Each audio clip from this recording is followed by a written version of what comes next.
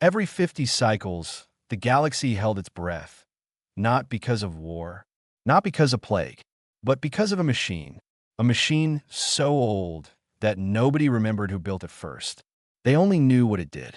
It predicted the future of war, every possible war, every species against every other species, millions of scenarios, billions of outcomes. And in 400 years of operation, the convergence engine had never once been wrong. The Galactic Accord trusted it the way living things trust gravity. It was simply there, and it was simply right. This cycle, the engine sat at the heart of Station Amara, a structure the size of a small moon floating in neutral space. Delegations from over 400 species had gathered to receive the results. The air recyclers worked overtime to accommodate oxygen breathers, methane breathers, and 3 species that technically breathed liquid. The main chamber was enormous, built to hold thousands, and today every seat was filled. The Dravani delegation occupied an entire section. They were insectoid, tall and thin, with layered black eyes that reflected light like oil on water. They moved in perfect coordination, every gesture mirrored across their group, because their minds were linked through a biological frequency they called the hive thread. They had not lost a war in 600 years. Across from them sat the Orn Collective. They had no true bodies. They appeared as shifting columns of pale light, occasionally flickering into shapes that resembled faces or hands before dissolving again. They communicated through telepathy, and most species found their presence deeply uncomfortable. The Orin did not care.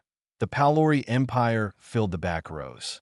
Large, reptilian, covered in gray-green scales that clicked softly when they moved. Their admiral, Desina, sat at the front of their group with her arms folded and her tail curled beneath her seat. She had commanded the Palori Grand Armada for 30 years and had never known defeat. And then, in a small section near the side entrance, sat the human delegation. There were only 4 of them.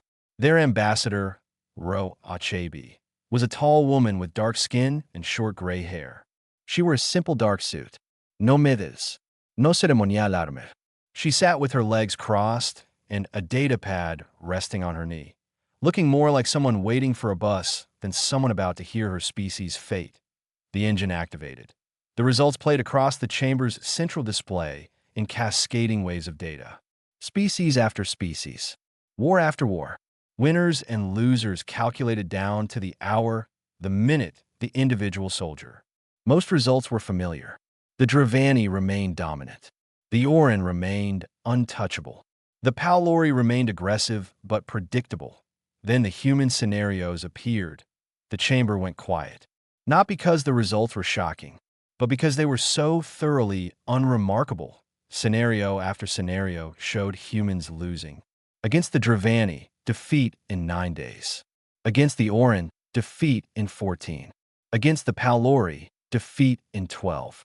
And in the combined scenario, where all 3 elder species coordinated an assault, total human defeat in 11 standard days, that a few delegations made sounds that could have been laughter. The Palori clicked their scales in amusement. Even the Orin flickered in what seemed like dismissal. The official verdict was read aloud by the Accord speaker, a being so ancient it had stopped telling people what species it was. Humanity. Threat assessment downgraded from minor to negligible. No further monitoring recommended. Ro Achebi did not react. She looked at the data on her pad. She tilted her head slightly, and then she smiled. It was not a big smile. It was the kind of smile a person makes when they hear a joke that only they understand. The Dravani queen tactician, Iloweth, noticed the smile. Her many eyes focused on the human ambassador for a long moment. Something about that expression made her uneasy, though she could not say why.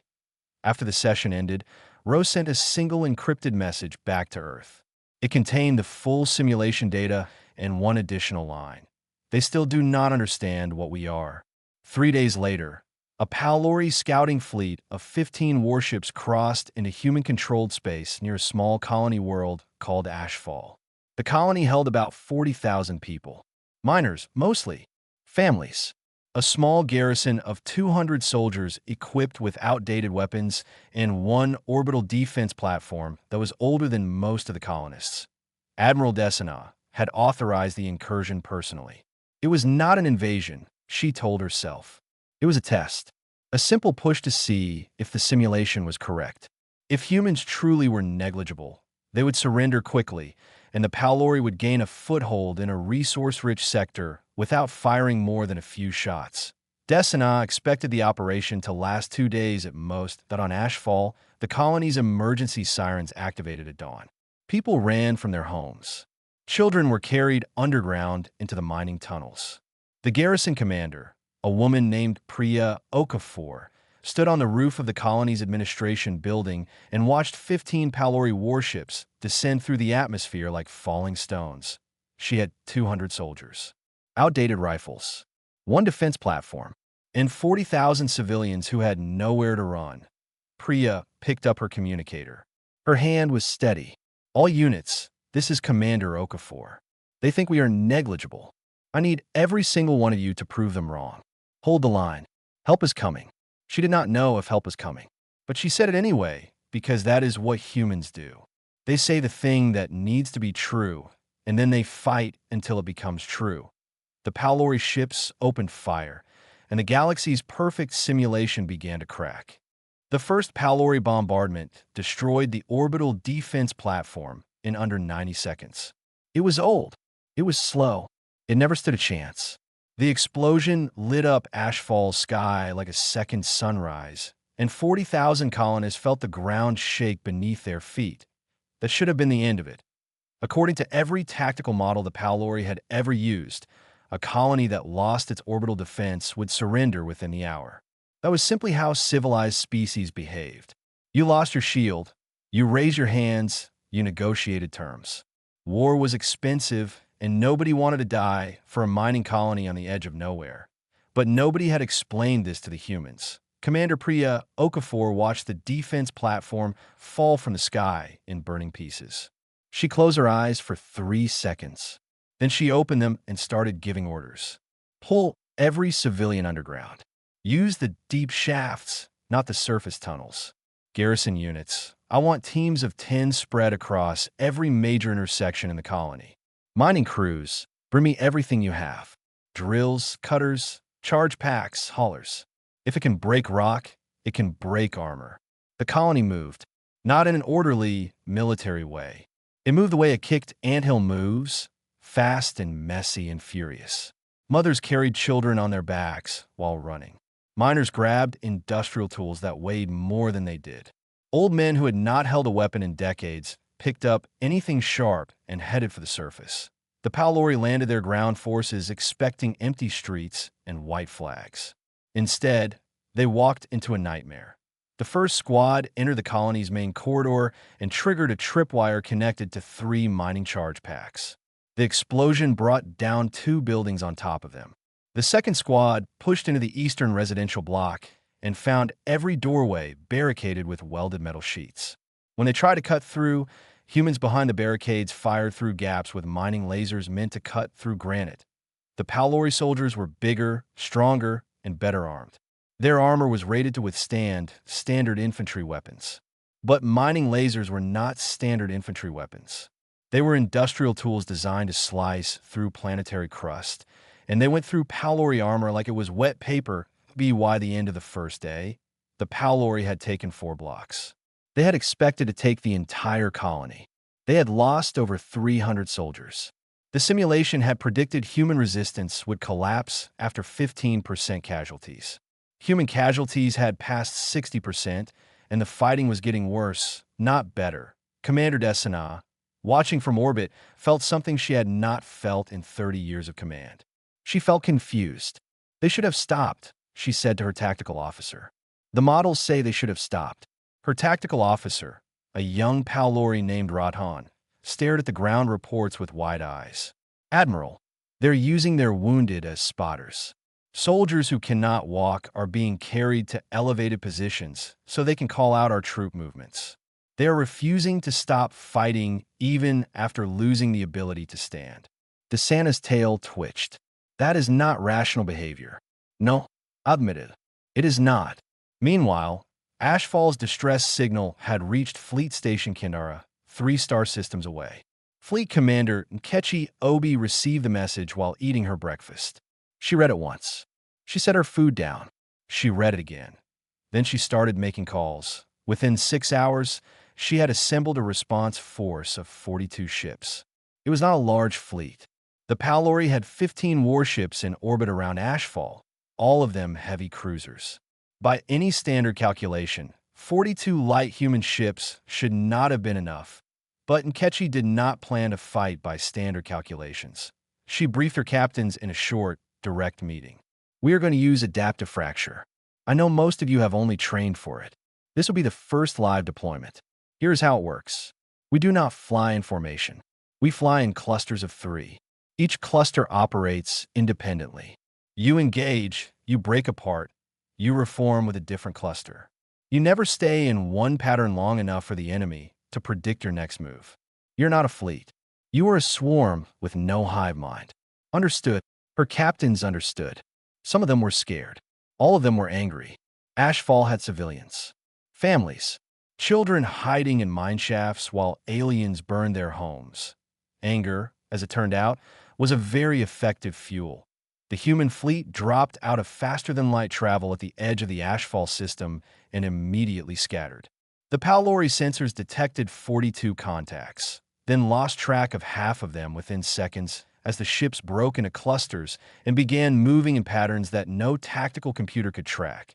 The Palori fleet formed a standard defensive sphere around the planet.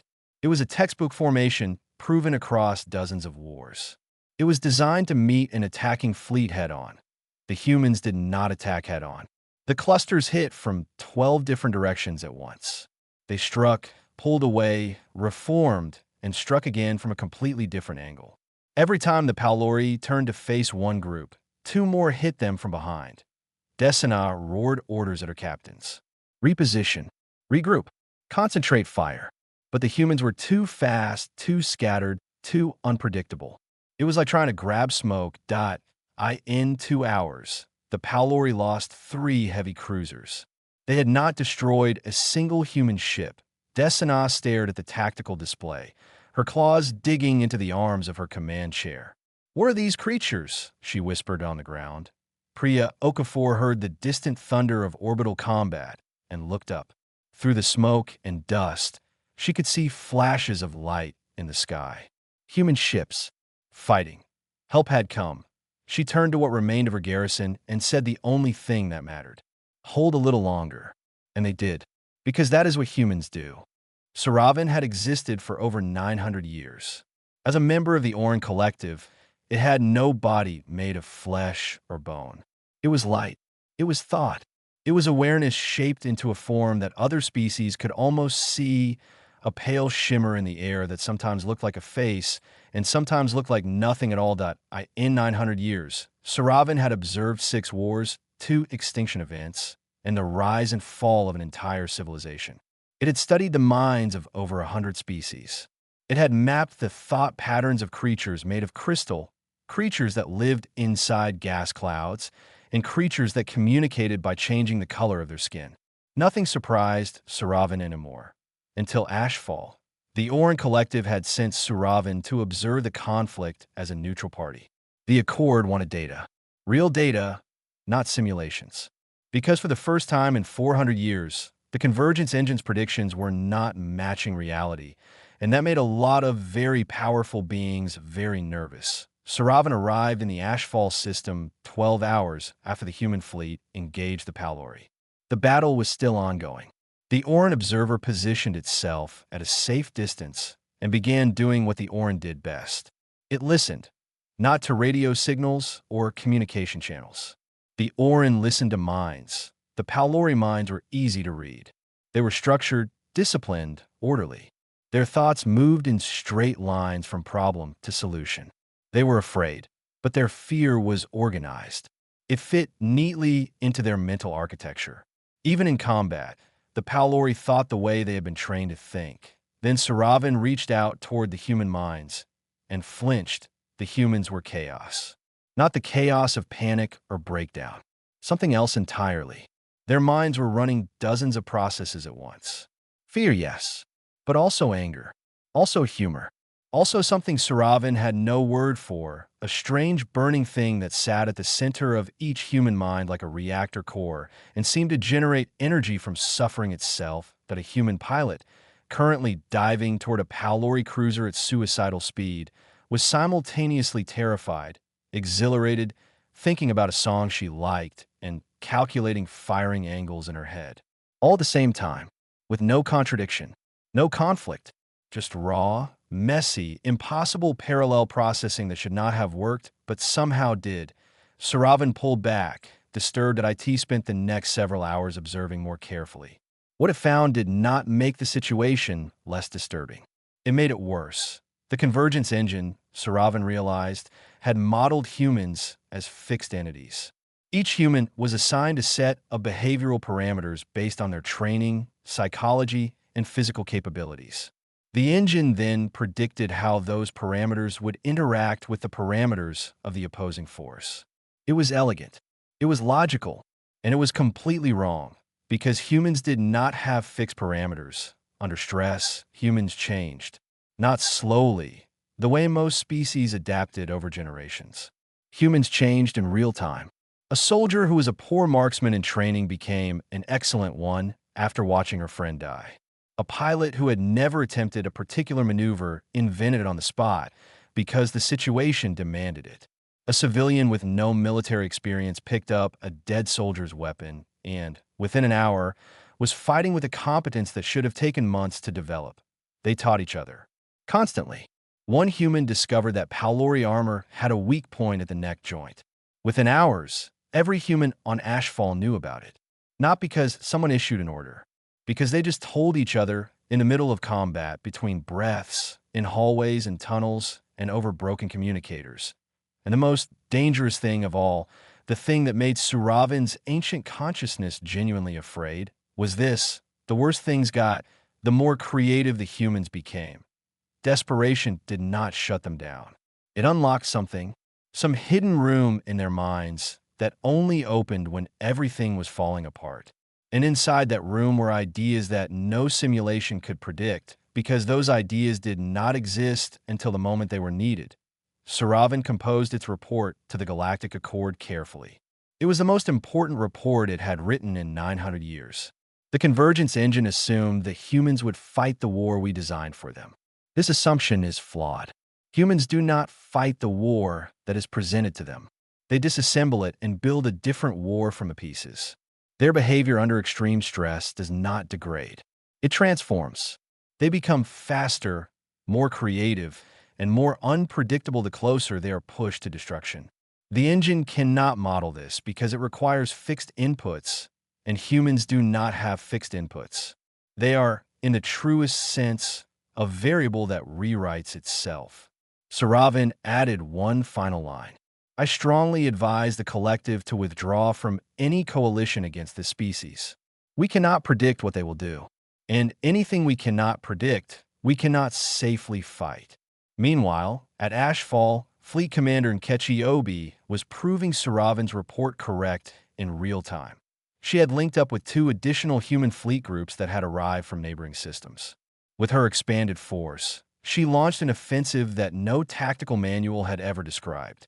She filled civilian cargo ships with signal emitters that mimicked warship signatures and sent them ahead of her real fleet. The Palori shot at cargo ships while Nkechi's actual warships slipped behind asteroid fields and attacked from positions the enemy had already checked and dismissed as empty. IT was messy. It was improvised. Half of it was held together with luck and stubbornness. And it was working. The Palori had been trained by centuries of structured warfare. They knew how to fight every species in the galaxy, except the one that refused to fight the same way twice. Queen Tactician Iloweth had not felt fear since the day she was born. Dravani were not built for fear. Their minds were woven together through the hive thread, a biological frequency that connected every Dravani in a fleet into a single thinking organism. One mind, many bodies. When a Dravani soldier saw something, every Dravani soldier saw it. When a drone changed course, 10,000 drones changed with it. There was no confusion, no delay, no individual panic. For 600 years, the swarm had been unbeatable. They had crushed the Villani. They had overwhelmed the Korath Federation. They had driven the Solani into extinction. No species had ever found a way to fight something that thought, as one that Illoweth deployed the swarm against the humans at Ashfall with absolute confidence. For billion drones, each one linked to the thread, each one an extension of her will. They descended on the human fleet like a living cloud, darkening the space around Ashfall's sun. The first wave hit Nkechi Obi's outer picket ships. The humans scattered as expected, breaking into their strange little clusters. But the swarm did not care about clusters. The swarm did not chase individual ships. It flooded zones of space so completely that there was nowhere to run. Every direction was drones. Every escape route was teeth. For the first time since the battle began, humans started dying in real numbers. Nkechi lost 7 ships in the first hour, then 4 more. Her adaptive fracture doctrine was useless against something that did not need to predict your movement, because it simply filled all possible movements at once. She pulled her fleet back to the far side of Ashfall's moon and tried to think. The swarm followed. It always followed. But deep inside the human fleet, in a cramped electronic warfare bay aboard a ship called the Resolute, a woman named Adiz Naji was listening. Adiz was not a soldier. She was a signals engineer. She had spent her career before the war studying alien communication frequencies for a university research program. When the war started, the fleet had grabbed every specialist they could find, and Adiz had been handed a console and told to find something useful. She found something useful, the Hive thread, the frequency that connected every Dravani drone to every other Dravani drone. It was encrypted, layered, and woven into biological wavelengths that no species had ever been able to isolate, let alone decode. Adiz isolated it in 14 hours. She decoded its base layer in another 30.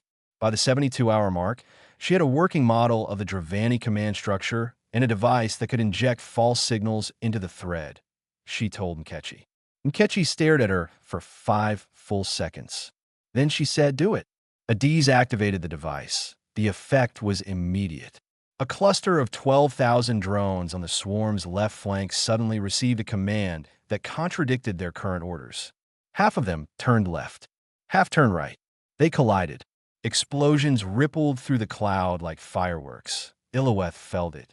She felt it the way a person feels a needle in their spine. Something was wrong with the thread.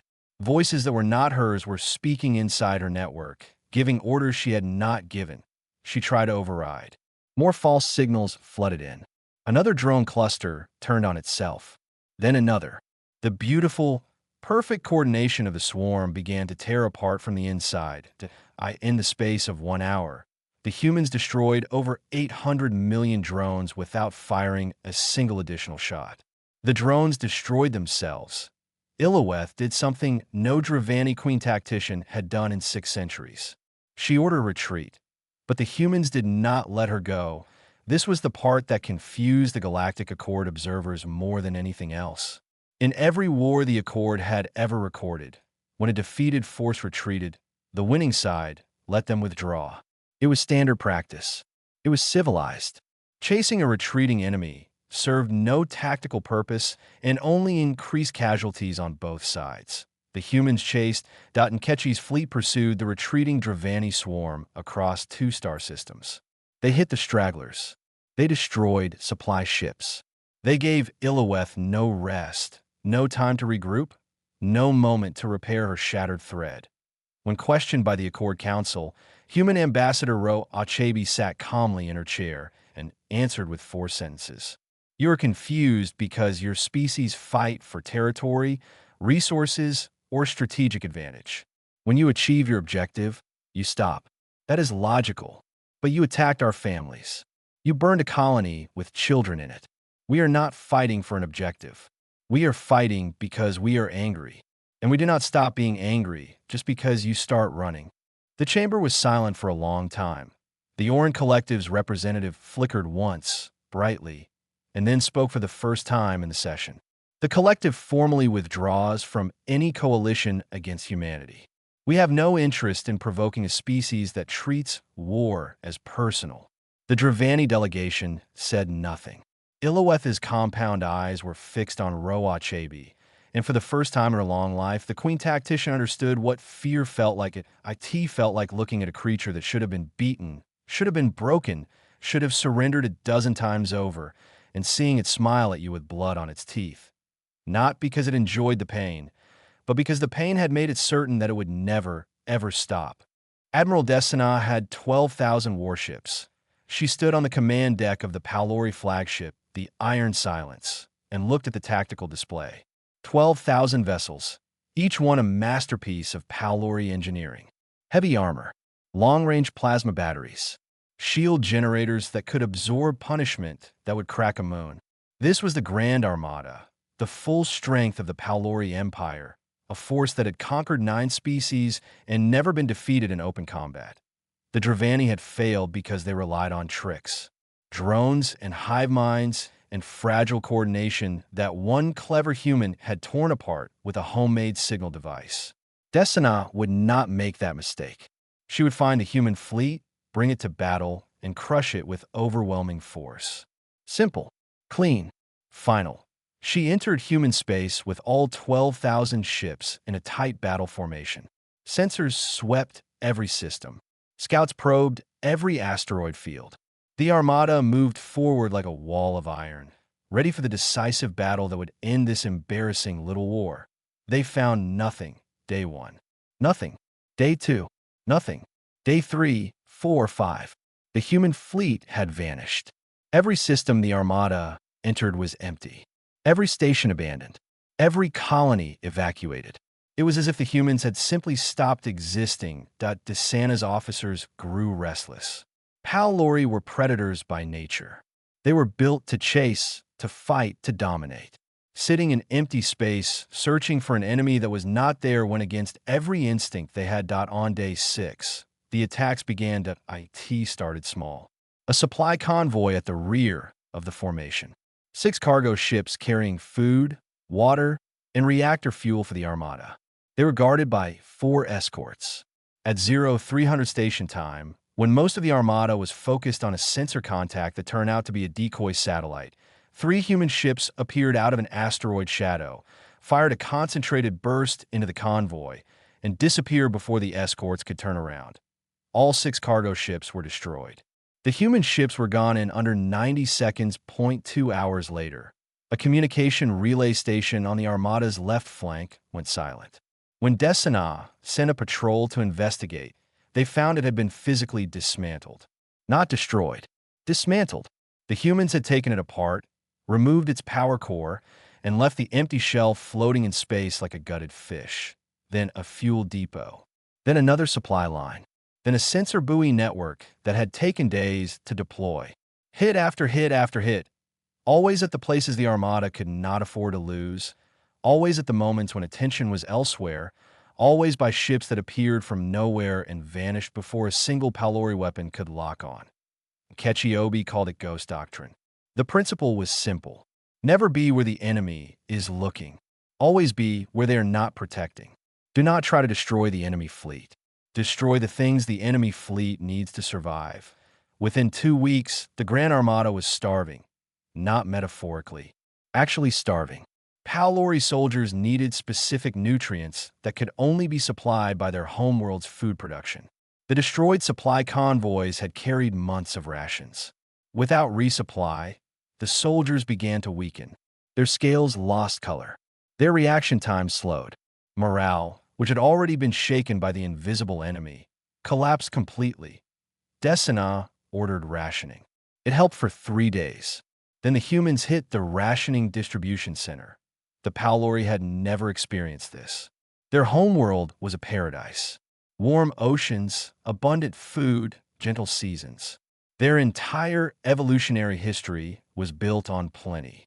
They had never developed the biological or psychological tools to handle prolonged deprivation because they had never needed to. Humans had. Earth was not a paradise. Earth was a world of ice ages and droughts and famines and floods. A world where entire civilizations collapsed because the rain stopped. A world where people ate leather and bark and clay to survive winters that lasted years. Deprivation was not a crisis for humans. It was a memory. It was encoded in their cells, in their culture, in the way they rationed food and shared water without being told. Nkechi Obi's fleet operated on half rations for the entire campaign. Her soldiers lost weight. They grew tired. They kept fighting, not because they did not feel the hunger, but because hunger was an old companion they had learned to carry a long time ago. On day 22, Nkechi sent Admiral Desina a message. It was short, 7 words. "We can do this longer than you can." Desina read the message on her command display. She read it again.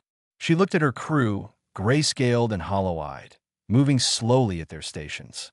She looked at the tactical display, covered in ghost contacts and false signals and the wreckage of her supply lines. She looked at her own reflection in the dark screen. She barely recognized herself. The Grand Armada, the pride of the Palori Empire, the force that had never been defeated in open combat, had still not fought a single open battle. And it was losing, not to a superior force, not to a more advanced technology, not to a brilliant strategy that could be studied and countered at IT, was losing to hunger, patience, and the simple, brutal willingness of a species that had been hungry before and knew exactly how long it could keep going. Desina reached for her communicator.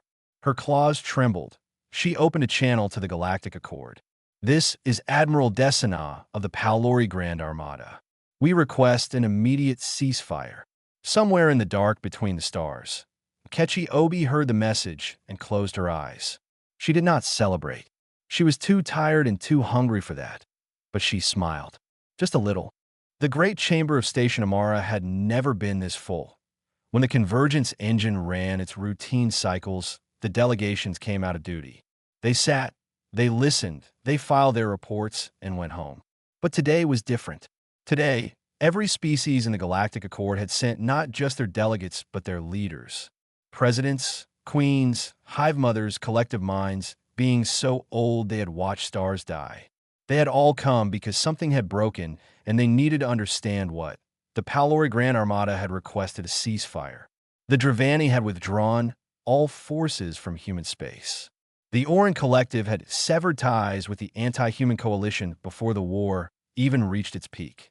3 of the most powerful species in the galaxy had gone to war against a race the convergence engine had labeled negligible, and all 3 had failed.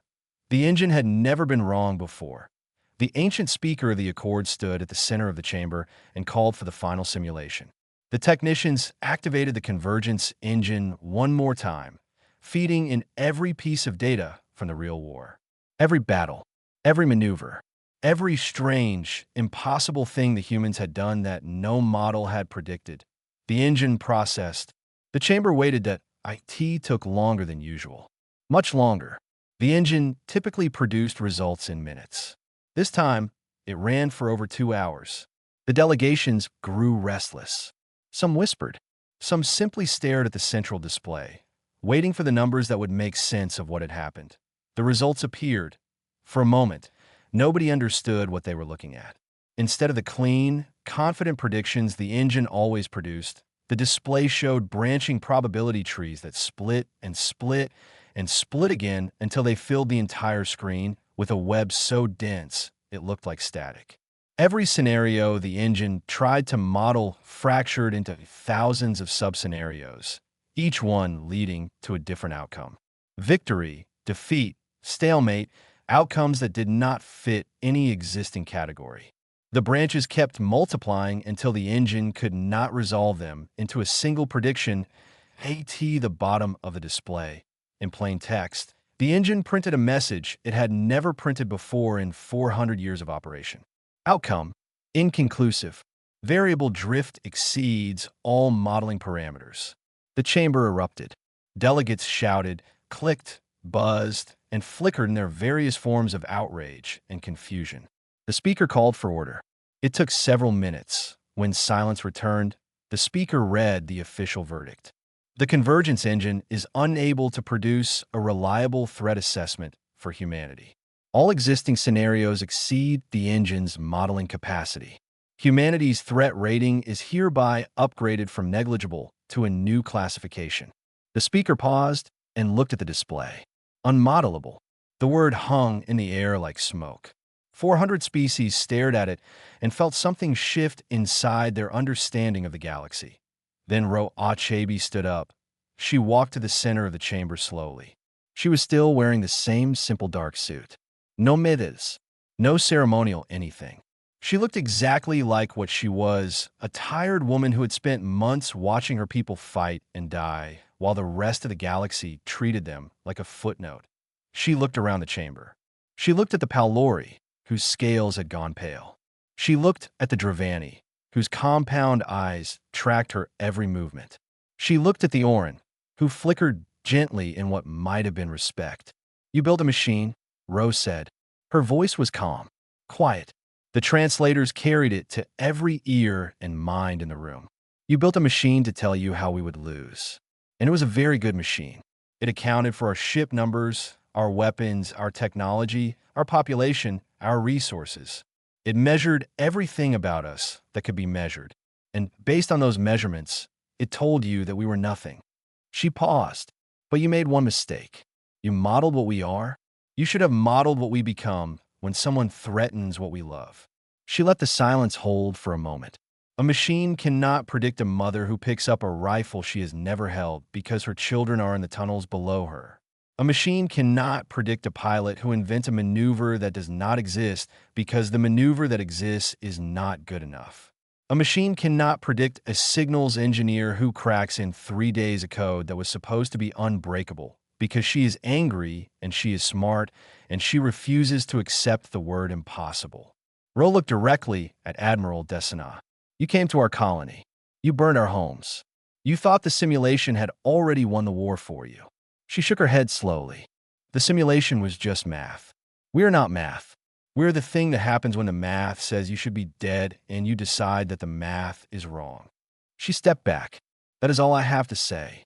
The chamber remained silent for a very long time. 6 months later, Ashfall was being rebuilt. The mining tunnels had been reinforced. New housing blocks rose from the ashes of the old ones. Children played in streets that had been battlefields. Commander Priya Okafor, her left arm still in a regeneration sleeve, supervised the construction from the same rooftop where she had first watched the Palori ships descend. Beside the human construction crews, working in quiet, careful coordination, were Orn engineers. They had volunteered. No one had asked them to come. When Priya asked the lead Orin why they were helping, the being of light flickered gently and said, "We studied your species very carefully. We concluded that if we cannot predict you, it is far better to be your friend than your enemy." Priya laughed. It was the first time she had laughed in months. Above them, the sky was clear and full of stars. Somewhere out there, the convergence engine sat in its chamber, running its endless calculations, trying to make sense of a species that refused to fit inside its equations that IT would never succeed. Some things cannot be modeled. Some things can only be lived.